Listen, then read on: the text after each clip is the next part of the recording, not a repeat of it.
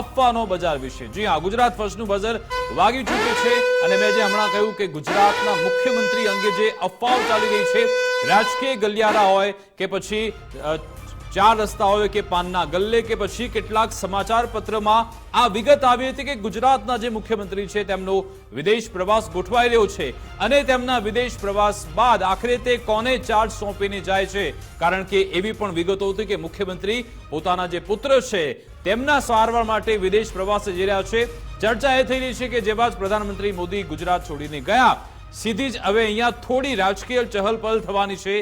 જો કે હવે ગૃહ મંત્રી હર્ષ સંઘવી આ મામલે બહાર આવ્યા, તેમણે કડક શબ્દોમાં આ બધી અફવાઓનું ખંડન કર્યું છે।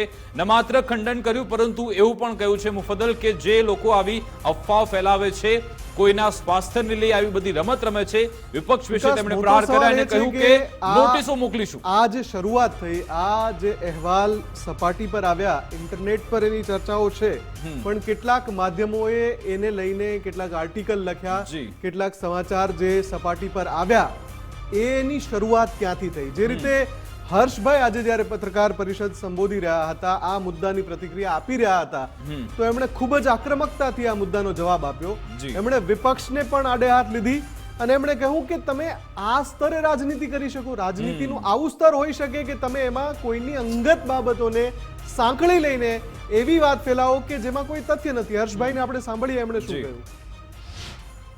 સર્વપ્રથમ તો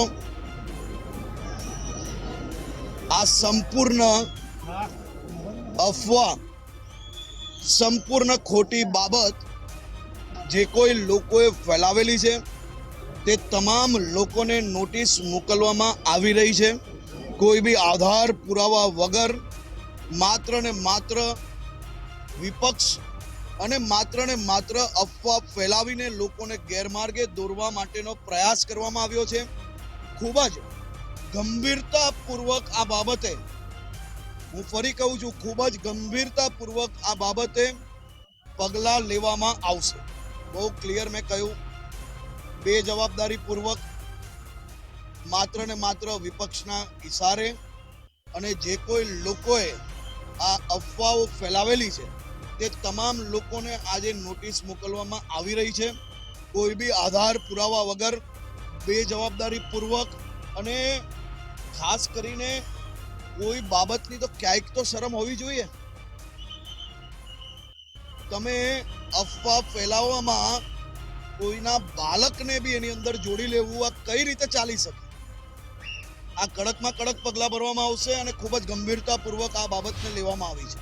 વિકાસ, જ્યારે હર્ષભાઈ પ્રતિક્રિયા આપી રહ્યા હતા, એમનું જે વાક્ય છે એમાં ખૂબ જ ગુસ્સો પણ દેખાતો હતો, એક પ્રકારનો રોષ દેખાતો હતો અને આ સ્તરની રાજનીતિ શા માટે થઈ રહી છે? જ્યારે તમે બીજા કોઈ મુદ્દા ઉઠાવો તો ઠીક છે, એટલે એમણે સીધી રીતે વિપક્ષ પર આંગળી ચીંધી। આપણી સાથે સંવાદદાતા નિકુંજ જાની જોડાયા છે। નિકુંજ, સવાલ એ છે કે જ્યારે આપણે હમણાં હર્ષભાઈને સાંભળી રહ્યા હતા, એમણે કહ્યું કે આ લોકોને કોઈ બાબતે તો શરમ હોવી જોઈએ, એટલે કે સીધી રીતે એમણે જે આ પ્રકારના જે અહેવાલો ફેલાવે છે એમના ઉપર આંગળી ચીંધી છે।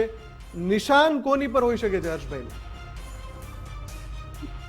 જી મુફદ્દલ, આ પ્રકારની અફવા જે છે તે હમણાંથી નથી, પરંતુ ઘણા લાંબા સમયથી રાજકીય ગલિયારોની અંદર અને ગાંધીનગરના સચિવાલયની અંદર આ પ્રકારનું અફવાઓનું જોર ગરમ રહ્યું છે।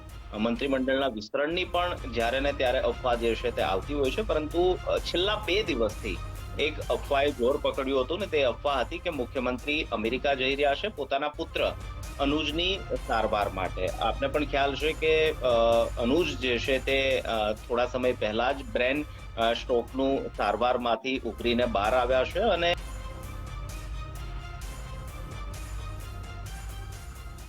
બિલકુલ નિકુંજ, ઓડિયો કનેક્ટિવિટી અત્યારે નથી આવી રહી અને આમાં એનો મેઇન સાર એ જ છે કે જે અફવાઓ ફેલાવવામાં આવી રહી છે, અને હું મુફદ્દલ એમ કહું કે આ જે મહિનો છે સપ્ટેમ્બર મહિનો, આ એ જ મહિનો છે જ્યારે વિજય રૂપાણીએ રાજીનામું આપ્યું હતું અને પછી મુખ્યમંત્રી તરીકે ભૂપેન્દ્ર પટેલ આવ્યા હતા। સાથે સાથે કેશુબાપાનો જે વિદેશ પ્રવાસ છે, હંમેશા જે આપણે ગુજરાતની રાજનીતિ છે તેમાં વિદેશ પ્રવાસ એક જ્યારે શબ્દ આવે છે ત્યારે આ પ્રકારનું નેરેટિવ છે, જૂના પ્રકરણોને યાદ બિલકુલ કરવામાં લાગે છે. જૂના મુદ્દા ઉખાડવામાં આવે છે. એટલે વિદેશ પ્રવાસ જ્યારે પણ જે શબ્દ આવે ત્યારે જે લોકો એવા રાજકીય વિશ્લેષક છે અથવા તો જે રાજનીતિને જોતા આવ્યા છે તે તુરંત જ એક આવો ફુગ્ગો ઉડાડે છે કે આવું કદાચ બિલકુલ, અને થઈ શકે છે. એટલે વિકાસ, એ જ ફરી મુદ્દો એકવાર લઈને જેમણે અફવા ફેલાવી છે તેમણે આ નેરેટિવ રચવાનો પ્રયત્ન કર્યો છે. ફરી એકવાર નિકુંજ આપણી સાથે જોડાઈ ગયા છે. નિકુંજ, શરૂઆતથી આખો મામલો સમજવો છે કે આખરે ગૃહ રાજ્યમંત્રી હર્ષ સંઘવી કોને કહી રહ્યા હતા, શું હતી આખી વિગતો? મુખ્યમંત્રી હતા ત્યારે પણ તેમના વિષયને લઈને આ પ્રકારની અફવાઓનું જોર ગરમ થયું હતું ને ત્યારે આનંદીબેન પટેલ તેમની સારવાર માટે, કેન્સરની સારવાર માટે અમેરિકા જઈ રહ્યા છે તે પ્રકારની અફવાએ જોર ફેલાવ્યું હતું અને ત્યારે મુખ્યમંત્રીએ આ બાબતની સ્પષ્ટતા કરી હતી કે તેમના આરોગ્યને લઈને જે પ્રકારની અફવાઓ ચાલી રહી છે તેમાં કોઈ પણ પ્રકારનું તથ્ય નથી, વજૂદ નથી.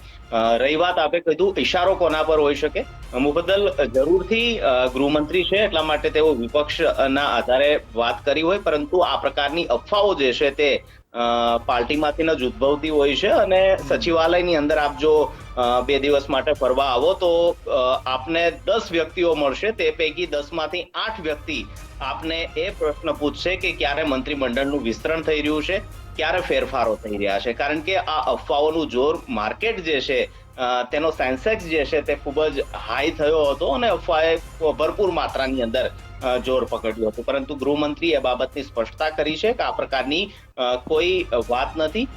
ગુજરાત ફર્સ્ટ અને હું પણ આધારભૂત તથ્યોના આધારે જણાવું છું કે મુખ્યમંત્રી કોઈ જ અમેરિકા જવાના નથી. મુખ્યમંત્રીએ ન તો પીએમઓ ની અંદર અમેરિકા જવા માટેનો સમય માંગ્યો છે અને ન તો આ પ્રકારની કોઈ ચર્ચા છે. કારણ કે આ અફવાઓ એ જોર જ્યારે પકડ્યું ત્યારે આજ સવારે જ મુખ્યમંત્રી એક જાહેર કાર્યક્રમની અંદર હતા ત્યારે 2-4 પત્રકારો પૈકી અમે લોકોએ આજે જ મુખ્યમંત્રીને આ બાબતથી માહિતગાર કર્યા અને તેમને જ પૂછ્યું હતું કે શું આપ અમેરિકા જાઓ છો.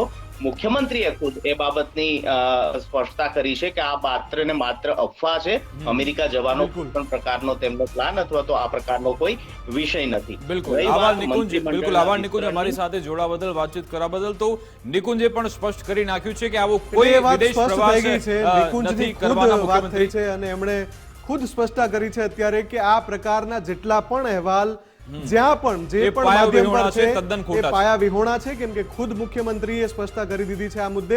અને એટલે જ જ્યારે હું શરૂઆતમાં એ વાત એટલે જ કહી રહ્યો હતો કે હર્ષભાઈની જે આક્રમકતા છે, એમનો ગુસ્સો એટલા માટે જ છે કે કોઈ તર્ક હોય એની સાથે કે કોઈ પણ પ્રકારનો પ્રવાસ પણ હોય કદાચ તો એની સાથે કોઈ તર્ક હોય તો ઠીક છે, પણ તમે રાજનીતિમાં આ સ્તર સુધી શું કામ નીચે પડી જાવ? બિલકુલ. અને વધુ એક એવી રાજનીતિ વિશે વાત કરવી છે.